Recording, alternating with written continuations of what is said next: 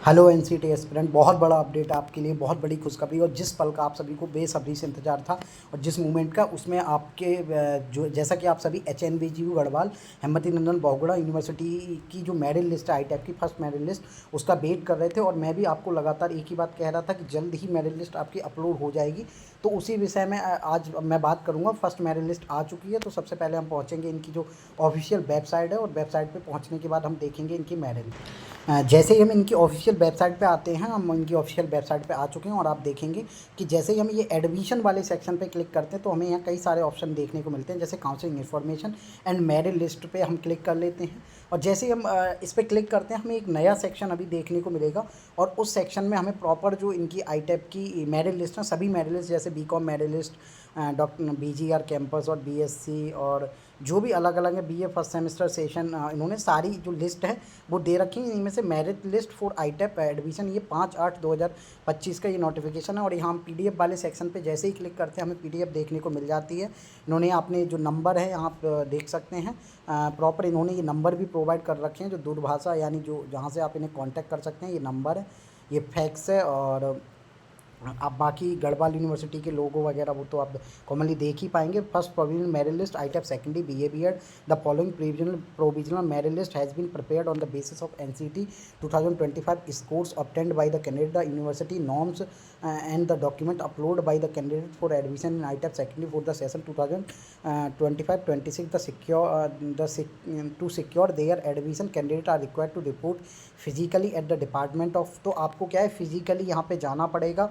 जो student selected है department of education Birla campus as per the schedule given below. तो below failure to do so will result in automatic cancellation of their claim of admission. तो उनका admission का claim वो cancel कर दिया जाएगा। अगर डेट है इन्होंने दे रखी है 5 से लेकर 11 अगस्त तक, अगर 5 अगस्त से लेकर 11 अगस्त तक स्टूडेंट यहाँ पर प्रेजेंट होकर अपनी काउंसलिंग नहीं कराएगा, 5 और टाइम रहेगा 10 AM to 4 PM, 10 AM to 4 PM, 5 to 11 अगस्त तक आपको जाना है। It is mandated that the candidate present the following original document for verification. Verification के लिए आप print out of the online registration form, NCET मतलब प्रिंट आउट जो आपने रजिस्ट्रेशन किया था समर्थ पोर्टल पे, उसका रजिस्ट्रेशन फॉर्म का print out, NCET score card 2025, high school यानी 10th की मार्कशीट, इंटरमीडिएट सर्टिफिकेट यानी 12th की marksheet, caste certificate for OBC aspirant issued for the current financial by the government of India, मतलब इसी financial year के लिए होना चाहिए as per the rules of central government. SC/ST का certificate, EWS certificate for eligible candidate valid for the current financial year, और disability यानी PWD certificate आपका एप्लीकेबल है तो ex serviceman person, defence personal, their dependent if applicable, तो उसके लिए migration certificate अगर है आपके पास, क्योंकि इसमें ये होता है बहुत से इंस्टीट्यूट माइग्रेशन नहीं देते हैं, और boards transfer certificate and 2 copies of the character certificate, one from the last educational institution and other from a recognise official gazetted officer. तो इसमें ये जो सेक्शन है कि आपको जो ये ट्रांसफ़र सर्टिफिकेट है 2 कॉपीज़, ये आपको कहाँ से, मतलब एक तो ट्रांसफ़र सर्टिसी ओके ट्रांसफ़र सर्टिफिकेट और 2 कॉपीज़, तो एक कैरेक्टर तो आपको लास्ट इंस्टीट्यूट से मिलेगा, और दूसरा ये गेजेटेड ऑफिशियल यानी किसी भी आप ऑफिशियल जैसे SDM लेवल, या मतलब जो आपके सब डिस्ट्रिक्ट पे आपको देखने को मिलते हैं, या बेसिक शिक्षा अधिकारी है उनसे आप लिखवा लेंगे। बेसिक शिक्षा अधिकारी आप समझ रहे होंगे, मतलब एजुकेशन ऑफिसर होते हैं कुछ डिस्ट्रिक्ट पे और ब्लॉक पे, उनसे आप साइन करा के लिखवा लेंगे गेजेटेड फॉर्म में, तो आपका हो जाएगा। और 3 passport size photographs along with copies of the listed document, तो 1 to 7 जो लिस्टेड डॉक्यूमेंट है उनकी कॉपीज़, और 3 passport size photo.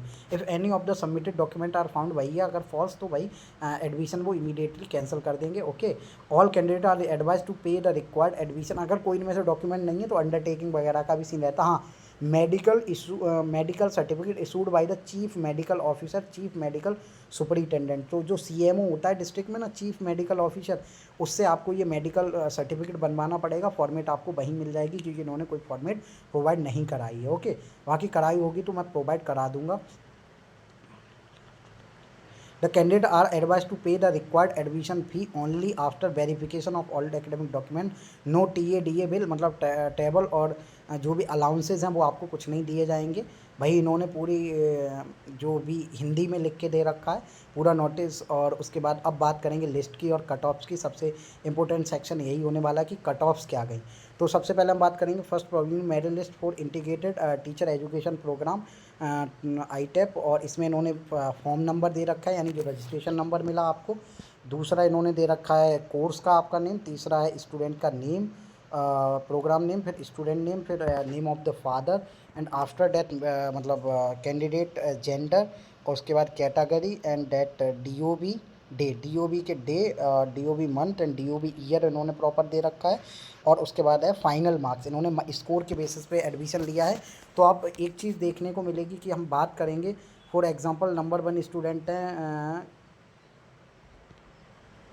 Okay, Kanhaiya Pant के जो मार्क्स हैं, कन्हैया पंत, ओके, ऐसे कर लेता हूँ मैं जूम में, क्योंकि हमें जो डाटा मेन चाहिए वो यही चाहिए कि मार्क्स, और ओके।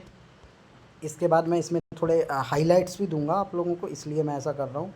तो जो कन्हैया पंत है, कन्हैया पंत के आप जब मार्क्स देखेंगे कन्हैया पंत के, तो इनके 516 मार्क्स है, ओके ना। सेकंड नंबर पे 399 है। लेकिन आप यहाँ पे एक चीज़ देखिए कि जैसे फॉर एग्जांपल ये हैं चंदन कुमार, तो इनका अनरिजर्व कैटेगरी में एडमिशन हुआ है, इससे नीचे अनरिजर्व कैटेगरी के। और यहाँ पे भी तो जो स्टूडेंट फॉर एग्जांपल कोई OBC का EWS का, अगर वो लिमिट एक्सीड करता है जनरल कैटेगरी के मार्क्स के स्टूडेंट से, तो उसे जनरल कंसीडर कर लिया जाता है, और OBC की सीट की जगह OBC सीट पे किसी और को एडमिशन दिया जाता है, क्योंकि ये स्टूडेंट अनरिजर्व में कंसीडर कर लिया जाता है, ओके ना। तो ये हो जाता है। तो अनरिजर्व में ये देखिए लास्ट कट ऑफ जो अनरिजर्व में गई है उसकी बात करते हैं, वो गई है आपकी 329। आप डिफरेंस देखिए, there is a huge difference between the marks. तो ये 329 पे हुआ है। तो 329 जब पहले में ही इतना कट ऑफ में अंतर है, तो सेकंड कट ऑफ आते आते मिनिमम आपको 100 मार्क्स का, ओके ना, सेकंड कट ऑफ में ये जो लास्ट कट ऑफ गई है इससे 100 मार्क्स का आपको अंतर देखने को मिलेगा। मतलब फॉर एग्जांपल आपका जब सेकंड मेरिट लिस्ट आएगा तो उसमें 220 एंड 240 तक पे एडमिशन होंगे। 240 पे आपके एडमिशन कब होंगे, ये सेकंड राउंड की बात कर रहा हूँ मैं, ओके ना। सेकंड राउंड में आपके 240 पे एडमिशन हो जाएंगे, ओके। ये आपकी गई है अनरिजर्व की बात हो गई, ओके। अब उसके बाद बात कर लेते हैं जो सॉरी अनरिजर्व की 328 गई है, लास्ट 328 है, आप यहाँ देख पाएंगे 328 है। उसके बाद है OBC NCL कैटेगरी में जो कट ऑफ्स गई हैं, हाईएस्ट OBC में गई है 322, ओके ना, हाईएस्ट OBC में गई है 322।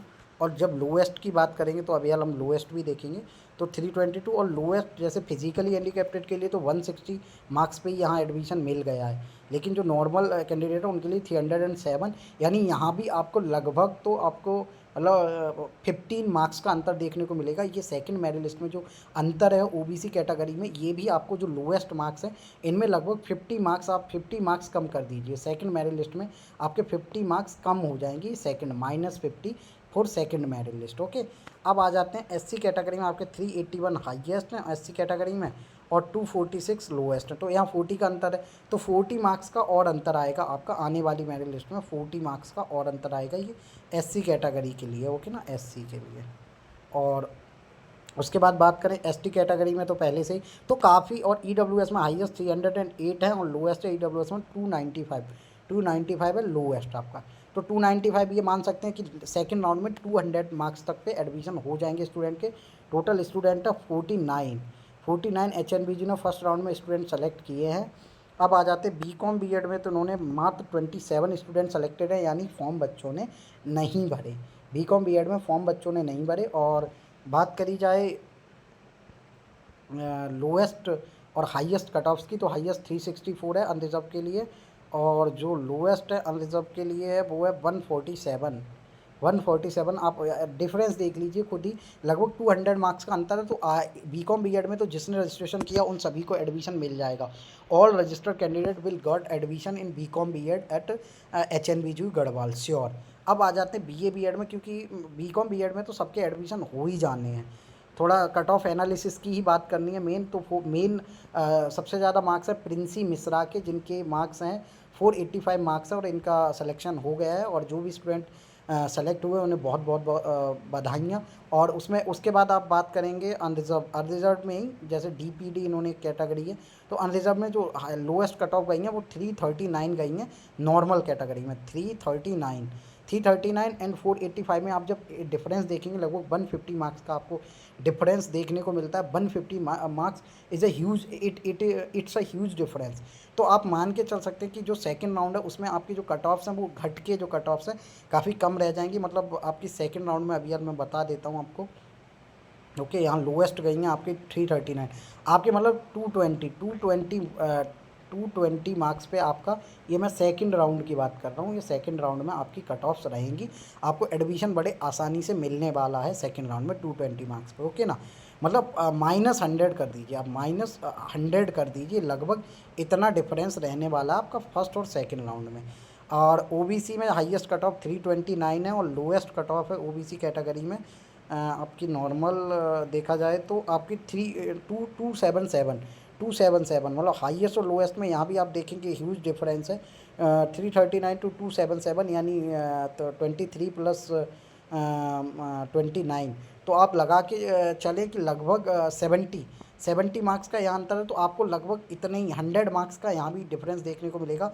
जो सेकंड मेरिट लिस्ट आएगी उसके बाद ईडब्ल्यूएस SC ST कैटेगरी में आपके जिन लोगों के मार्क्स SC कैटेगरी में 252 है, यानी आपके अगर 180 तक मार्क्स हैं SC कैटेगरी में, अगर आपके 180 150 तक मार्क्स हैं तो लास्ट तक आपके एडमिशन होंगे। जैसा कि मैं पहले कह रहा था 180 और 170 160 मार्क्स तक SC में एडमिशन होंगे। OBC उसके बाद ST कैटेगरी में बात करी जाए तो 208 एंड ST में 230, मतलब 180 मार्क्स पे भी एडमिशन होंगे, 180 170 और स्पॉट राउंड तक तो और भी कम होंगे। EWS कैटेगरी में 338 और लोएस्ट है 310। EWS कैटेगरी में आपके लगभग 250 तक एडमिशन हो जाएंगे सेकेंड राउंड में। 250 नहीं तो 280 270 वाले स्टूडेंट लिए जाएंगे और स्पॉट एडमिशन तक 250 तक आपकी मतलब मार्क्स जाएंगे। तो ज़्यादा जो कट ऑफ्स का जितना भी एनालिसिस था मैंने यहाँ दे दिया है। और वीडियो अच्छा लगे तो वीडियो को ज़्यादा से ज़्यादा लाइक करें, शेयर करें। और डेट्स आपकी काउंसलिंग की फिर से दोहरा देता हूँ, 11 अगस्त से लेकर 5 अगस्त से लेकर 11 अगस्त को 10 AM to 4 PM आप एडमिशन करा सकते हैं। Department of education Birla campus Srinagar को आपको विजिट करना है रिगार्डिंग द एडमिशन। और आगे भी जो अपडेट आते रहेंगे वो हम देते रहेंगे और फ़ी पेमेंट वगैरह भी आपका वहीं रहेगा ऑन स्पॉट। ओके, तो वीडियो कैसा लगा ज़्यादा से ज़्यादा कमेंट करके बताएं और ज़्यादा से ज़्यादा कमेंट करें, ज़्यादा से ज़्यादा लाइक करें। चैनल पे नए हैं तो चैनल को सब्सक्राइब करें।